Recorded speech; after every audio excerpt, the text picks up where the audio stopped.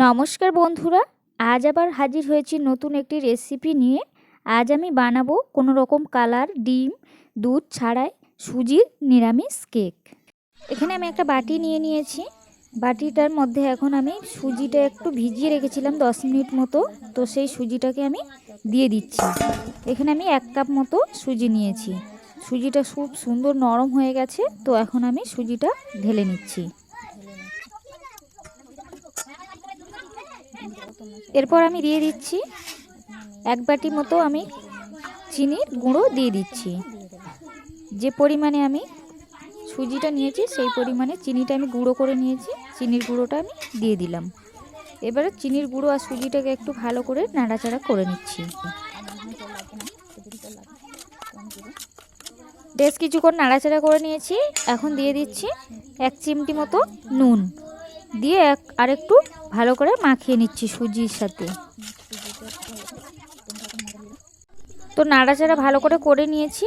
ব্যাটারটা একটু পাতলা হয়ে রয়েছে, তো এখন আমি 1.5 কাপ মতো আমি এর মধ্যে ময়দা দিয়ে দিচ্ছি। তোমরা চাইলে শুধু যদি সুজির করতে চাও তো করতে পারো, যেহেতু আমার ব্যাটারটা একটু পাতলা হয়ে গেছে বলে ওই জন্য আমি একটু ময়দা দিয়ে নিচ্ছি। সব কিছু ভালো করে মিশিয়ে নিচ্ছি।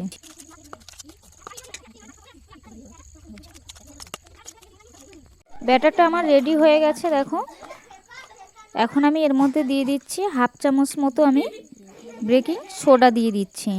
তোমরা চাইলে বেকিং সোডাটা সম্পূর্ণ স্কিপ করতে পারো, তো আমি একটু বেকিং সোডা দিয়ে দিচ্ছি।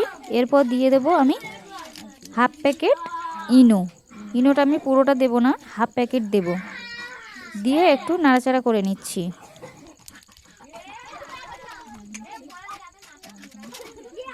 এরপর আমি কেকের একটা সুন্দর গন্ধ আসার জন্য দিয়ে দিচ্ছি গন্ধরাজ লেবুর উপরের হালকা খোসাটাকে আমি গ্রেটারের সাহায্যে হালকা করে একটু তুলে নিয়েছি। খোসাটাকে আমি দিয়ে দিলাম।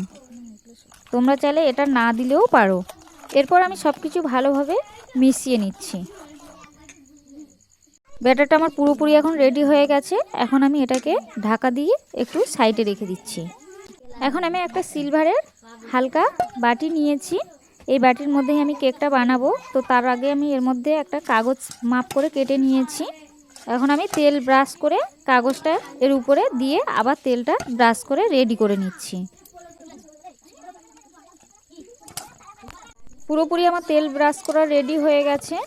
এখন আমি এর মধ্যে ব্যাটারটাকে ঢেলে দেব।